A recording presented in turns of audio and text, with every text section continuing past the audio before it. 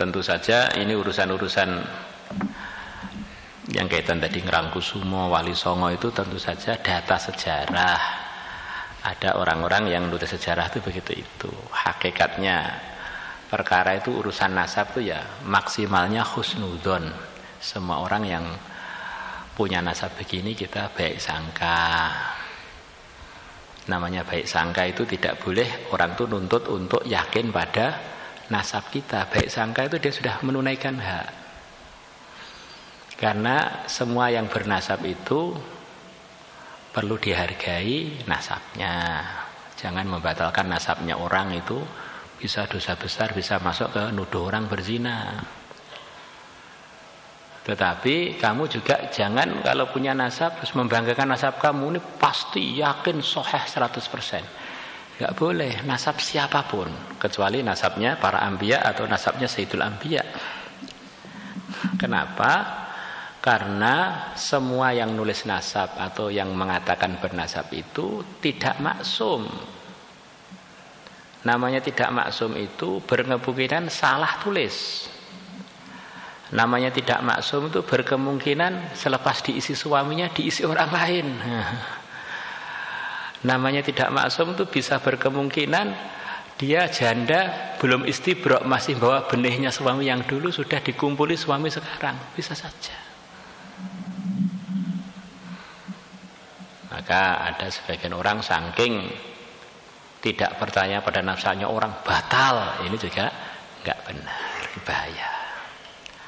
Ada orang saking khusnudzonnya pada nasabnya, nasab saya ini ijma'. Ijma' itu bukan untuk hal-hal yang berkaitan dengan nasab. Nasab itu dalam kitab-kitab cukup khusnudzon, menghargai para ulama berkhusnudzon sudah cukup. Tapi kalau kamu pengen menguatkan nasab kamu sampai ngambil-ngambil ijma' itu namanya kelebihan, itu enggak pas. Ini mutawatir, enggak ada. Nasab mutawatir itu enggak ada. Karena mutawatir sebagaimana kita pelajari dalam Kutubus Sittah, semua kaidah hadis mutawatir itu harus terakhir muntahahu al-hissu. Akhir sandaran riwayat adalah panca indera, terutama yang dimaksud dalam hadis melihat atau mendengar. Dan itu dalam urusan persarungan enggak bisa. Bahkan andaikan tidak dosa atau bahkan berpahala. Nama andaikan kan enggak selalu harus terjadi.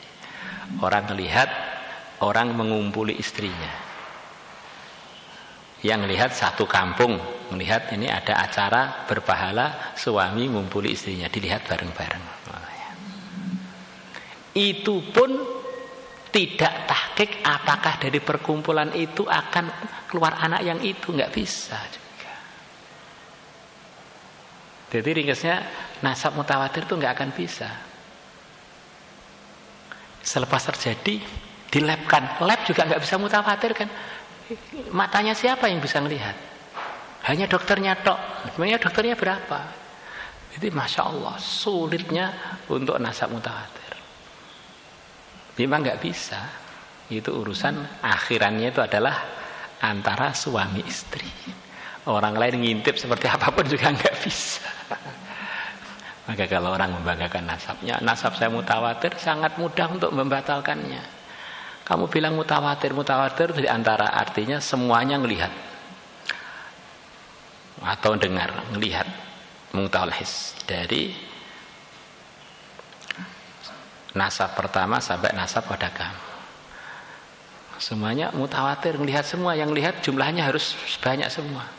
Sekarang kamu, saya tanya, akadnya kakek kamu yang ketiga itu tahun kapan, di mana tempatnya, yang hadir berapa, terus nenek kamu namanya siapa, dan ketika nikah umur berapa? Wih, gak bisa yang jawab. Bahkan kamu ditanya mengenai ayah kamu aja sudah kesulitan. Kapan ya ayah nikah, hari apa, gak tahu kita. Ayah yang sekarang masih hidup loh, kita gak tahu. Saya pun juga gak tahu. Jadi asasnya itu husnudzon. Ya kurang lebih begitu itu. Ini yang ada ya husnudzon. Ini di keluarga saya ada tulisan begini, saya ini cucunya Mbah Suro Menggolo, saya ini cucunya Mbah Raden Mojopahit, Raden Brahma Kumbara. Ini data keluarga, kalau saya nggak husnudzon mau bernasab pada siapa saya, malah hilang kan. Itu saja. Yang jelas, yang tidak ada keraguan, yang terangkan juga Quran, hadis, adalah kita ini semuanya bernasab kepada Nabi Adam dan bernasab kepada Nabi Nuh. Nah itu Quran itu semuanya mutawatir, lah itu baru yang berfirman langsung Gusti Allah. Sampai nasabnya Nabi kita yang dimufakati ke Nabi Ibrahim itu jelas benar, jelas sahih, sebab sabda Nabi kita. Tapi yang dimufakati ada datanya yang enggak ada ikhtilaf, hanya sampai Adnan. Adnan ke atas berbagai versi untuk bisa sampai ke Nabi Ibrahim. Sekian banyak riwayat. Maka kita kan diwajibkan untuk hafal nasab Nabi kita sampai Adnan saja.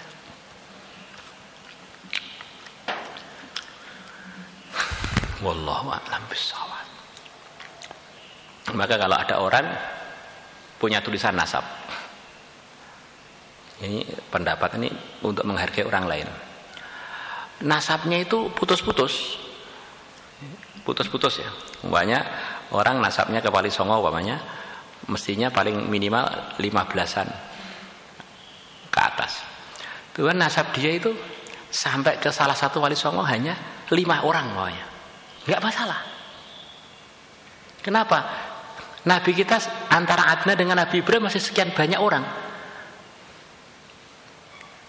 Tetap Nabi kita cucunya Nabi Ibrahim karena ada pendukung Nabi yang dibimbing oleh wahyu. Maka kalau muaranya satu kampung ini adalah nasabnya ke wali itu, sudah cukup, nggak perlu satu persatu diketahui. Tentu yang diketahui satu persatu lebih akurat. Maka kalau ada orang bawa nasab pada kamu ini ke Rasulullah hanya 15 orang, gimana? Padahal normalnya kan mestinya ya 40 ke atas seberapa gitu. Maka kita jawab ya husnudzon aja. Sebagaimana kita ke Nabi Adam karena malah kita nggak tahu jalurnya kan, itu aja pasti sahih loh ya. Maka kan ini asasnya husnudzon kan, sanadnya mesti kita nggak tahu dengan pasti kan. Maka tidak boleh sampai kurang songo Wali Songo mestinya 15 ke atas, kamu hanya 5, 6, nggak masalah. Tentu tidak seakurat orang-orang yang nasabnya 1, 2 sampai ke 15, 16 gitu ya. Tapi tetap itu nggak bisa untuk mengatakan dia ini bukan bernasab pada orang tersebut.